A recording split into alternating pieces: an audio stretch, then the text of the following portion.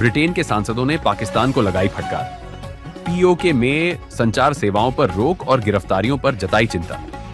30 से अधिक सांसदों ने विदेश मंत्री को लिखा पत्र। तकरीबन 50 से ज़्यादा जो Kashmiri member of parliament UK MP जिन्हें कहते हैं, उन्होंने कहा है जी कि जो पाकिस्तान के अंदर जो कश्मीर के अंदर ब्लैकआउट है उस हवाले से लेटर लिखा। Pakistan protesters gathered in large numbers in Muzaffarabad of Pakistan occupied Jammu and Kashmir. Bharat की मीडिया को यह कहने का मौका मिल गया है कि ये पाकिस्तान का मकबूजा कश्मीर है और ये प्रोटेस्ट एंटी पाकिस्तान हो रहे हैं। जरूरी है कि ये हो क्या रहा है कश्मीर में। इंडिया डेफिनेटली इसके पीछे इन्वॉल्व है, क्योंकि बहुत अरसे से जितनी बारी भी कश्मीर की खबरें। तो दोस्तों, पाकिस्तान को यूके की तरफ से लगा है 440 वोल्ट का झटका और करीब 50 यूके के पार्लियामेंट के सदस्य यानी सांसद पार्लियामेंट के खंडर खड़े होकर पाकिस्तान को लताड़ रहे हैं कि पीओके के अंदर इस प्रकार का नरसंहार क्यों हो रहा है और आगे चल के इसको लेकर पाकिस्तान और मुनीर के ऊपर प्रतिबंध भी लगाए जा सकते हैं। और भारत भी इस प्रोटेस्ट के समर्थन में आकर खड़ा हो गया है कि पीओके के लोगों का हक नहीं मारा जाना चाहिए।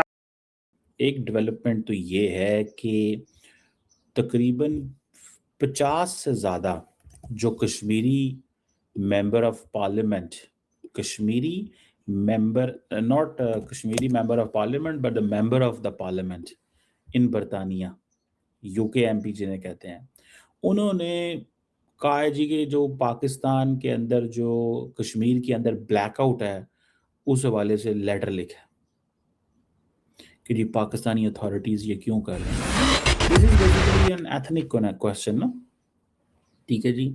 अब ये सारे के सारे जो लोग बाहर बैठे हुए हैं, दे डू अंडरस्टैंड कि पाकिस्तान ये क्यों कर रहा है।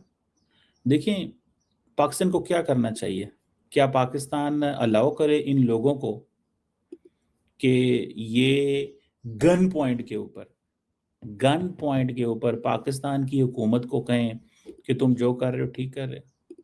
यानी कि गन पॉइंट का इस्तेमाल अब करना चाहिए।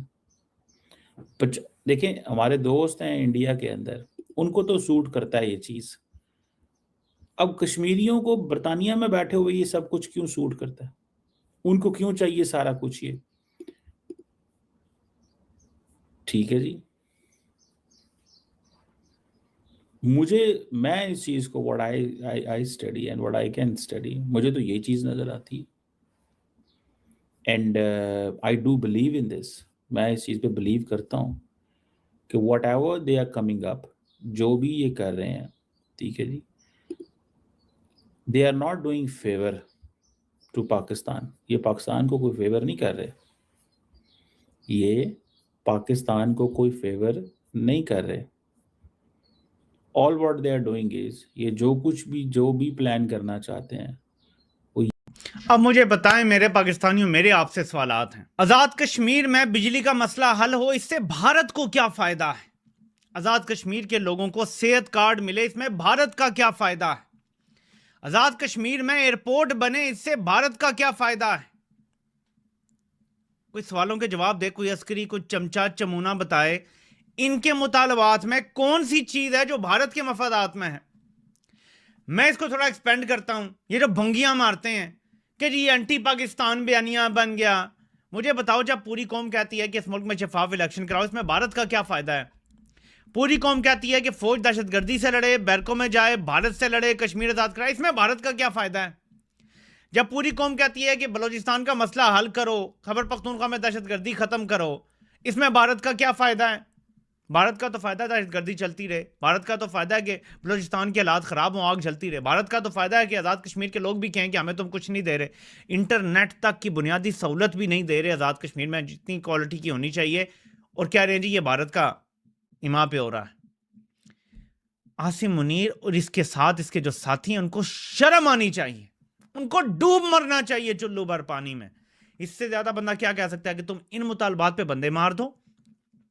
मुझे बताएं, क्या ये ऐसे मुतालबात हैं कि लोगों को गोली मार दी जाए? मेरा आपसे सवाल है पाकिस्तानियों, क्या लोगों को गोली मारना जायज़ है? जो कह रहा है यार हमें सेहत कार्ड दे दो, गोली मार दो, वो कहता है हमें एयरपोर्ट दे तो गोली मार दो इनको। वो कहते हैं यार हमें को ट्रांसफार्मर के लिए 10 अरब ही दे दो, हम अपग्रेड करने, गोली मार दो इनको। यार ये असूल है कोई? ऐसे मुल्क चला करते हैं। ऐसे तो गुंडा राज में, जंगलिस्तान में भी ऐसे नहीं होता जो पाकिस्तान में अब किया जा रहा है। तो फिर मेरा आपसे सवाल है कि क्या मैं सच नहीं कहता कि ये आया नहीं, लाया गया है, और जिन कुव्वतों को ये सर्व कर रहा है, जिनकी खिदमत कर रहा है, वो इसकी बैकिंग पे खड़ी हैं। ये सारे जुल्म करता है। यूरोपीय यूनियन को जीएसपी प्लस का कोई फर्क नहीं पड़ता। कर्नल साहब, मेजर साहब को आपने सुना, डेफिनेटली आपको लग रहा है कि वाकई में पाकिस्तान की स्टेट जो है वो सही कर रही है और कश्मीर के लोग जो प्रोटेस्ट कर रहे हैं वो ही गलत है, जबकि वो तो बहुत कई बार इससे पहले भी बाहर निकल चुके हैं। और इस वक्त भी जिस तरह से स्ट्रेट फायर करना जो है, मुझे तो बिल्कुल इसकी कोई तो समझ में नहीं आ रही, बिल्कुल ठीक नहीं लग रहा। आरजू साहिबा, इसका डिसीजन जो है ना बड़ा सिंपल है। अगर नदीम साहब इस समय स्माइल कर दे तो आपको सब समझ आ जाएगा कि क्या बात चल रही है। और देखो नदीम साहब स्माइल कर देंगे, देख लीजिए। That means he knows actually कि हु इज गिल्टी।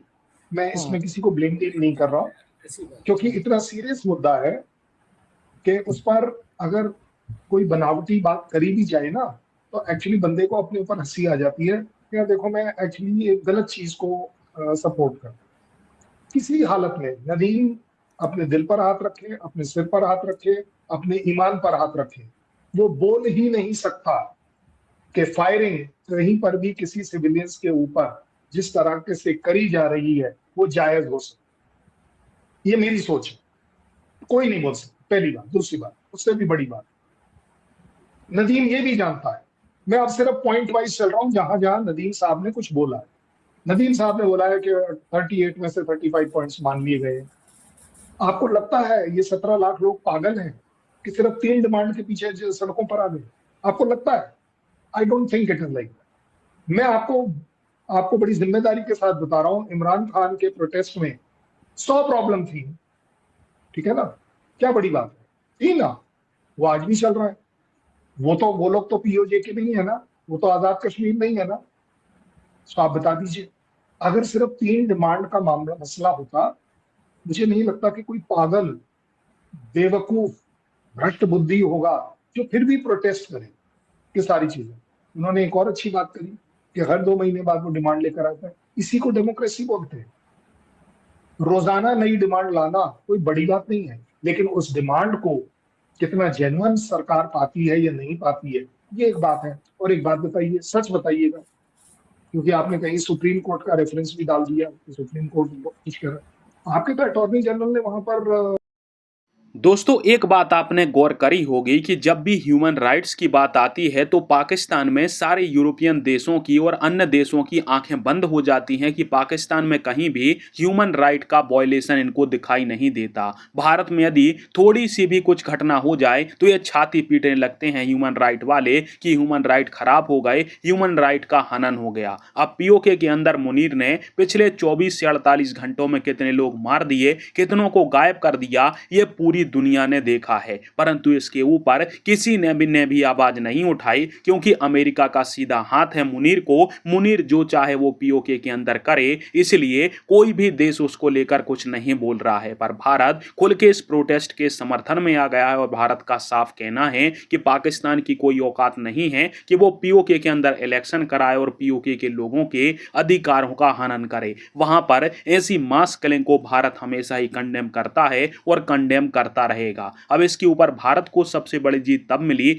जब यूके के करीब 50 सांसदों ने यूके की संसद में खड़े होकर पाकिस्तान को फटकारा है कि मुनीर ये बहुत गलत कर रहा है, इस प्रकार से लोकतंत्र नहीं होता है। इसके अलावा संयुक्त राष्ट्र मानवाधिकार परिषद में भी इसका मुद्दा उठा है और मानवाधिकार परिषद ने भी पाकिस्तान को फटकारते हुए कहा है कि मुनीर की इस प्रकार से गुंडा राज वाली जो प्रवृत्ति है वो बहुत ज्यादा गलत है, क्योंकि किसी भी लोकतंत्र के अंदर जनता को अपना अधिकार चुनने का हक होता है और पाकिस्तान उसी को मार रहा है। और इससे मुनीर और शहबाज शरीफ को बड़ा झटका लग गया है।